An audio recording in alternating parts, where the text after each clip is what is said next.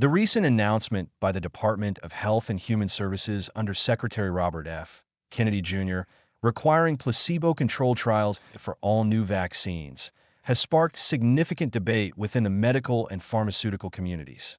While the policy has generated concern from certain sectors regarding potential costs and delays, it also opens the door to deeper scrutiny and potentially more trustworthy vaccine development, especially in an era where public confidence in medical institutions is under constant pressure.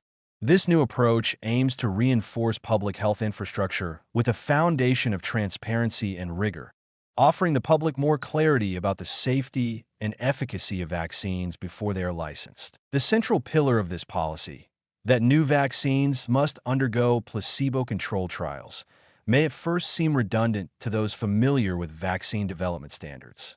However, the policy is better seen as a reaffirmation of best practices rather than a radical overhaul. Placebo-controlled trials, often regarded as the gold standard in clinical research, offer a high level of scientific certainty. By mandating this level of scrutiny for all new vaccines, the policy could help rebuild trust in the system, especially after the contentious and politically charged landscape of the COVID-19 pandemic. For many Americans who have expressed hesitancy about vaccines in recent years, such transparency could serve as an important bridge between science and public trust. While critics point to potential inefficiencies in testing minor updates to existing vaccines, this policy may help ensure that even small changes are evaluated with appropriate caution. That doesn't necessarily mean delaying public access to essential vaccines. Instead, it encourages parallel advancement in clinical trial methodology and regulatory agility. If the healthcare system invests in streamlining placebo-controlled studies for seasonal and iterative updates, it could usher in a new era of faster, more adaptive testing protocols.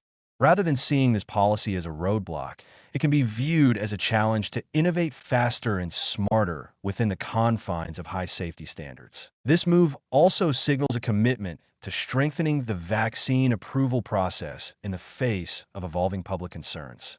In a climate where misinformation spreads faster than evidence, public health agencies benefit from being able to point to comprehensive, unbiased trials when communicating about vaccine safety. The ability to clearly show that a new vaccine was tested against a placebo, even in cases where similar vaccines already exist, can help eliminate doubt and speculation.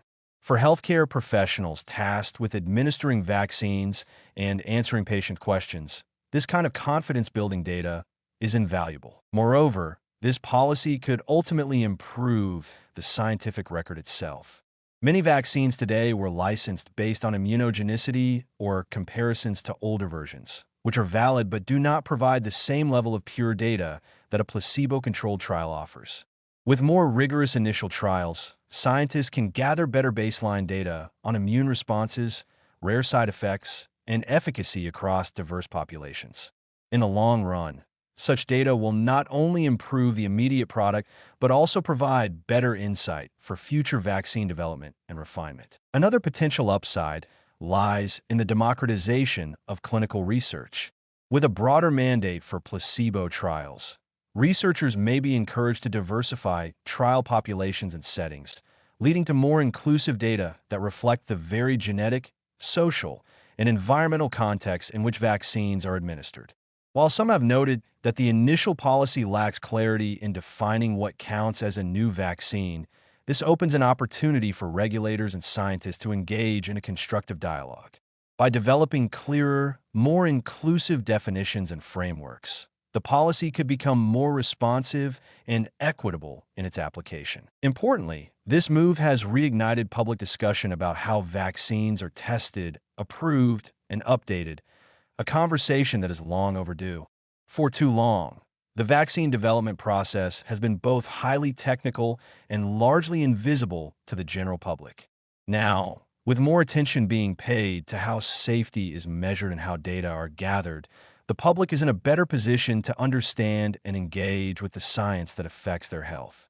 In the age of precision medicine and personalized healthcare, people want to know more, not less, about what goes into the products they are offered. This policy, regardless of its critics, may very well align with that cultural shift. The financial cost of longer and more detailed trials is not insignificant, but neither is the cost of public skepticism, vaccine delays due to misinformation, or litigation from unforeseen adverse effects. By investing in rigorous front-end testing, both public agencies and private companies could reduce longer-term risks and costs associated with product recalls, lawsuits, or damaged reputations. Furthermore, this mandate may encourage more public-private partnerships aimed at supporting small and mid-sized companies through the trial process, potentially leading to more robust and competitive vaccine development pipelines. Even though the policy arrives in a contentious moment, it has the potential to be a defining feature of a more transparent, scientifically rigorous, and publicly engaged approach to vaccine safety. By embracing the principle that all new vaccines should be tested to the highest possible standards, even when there are variations of familiar formulas, the United States could set a global precedent. It's a chance not to halt progress, but to make it stronger, clearer, and more universally trusted. And in an age when trust is the rarest and most needed currency in public health, that may be the greatest benefit of all.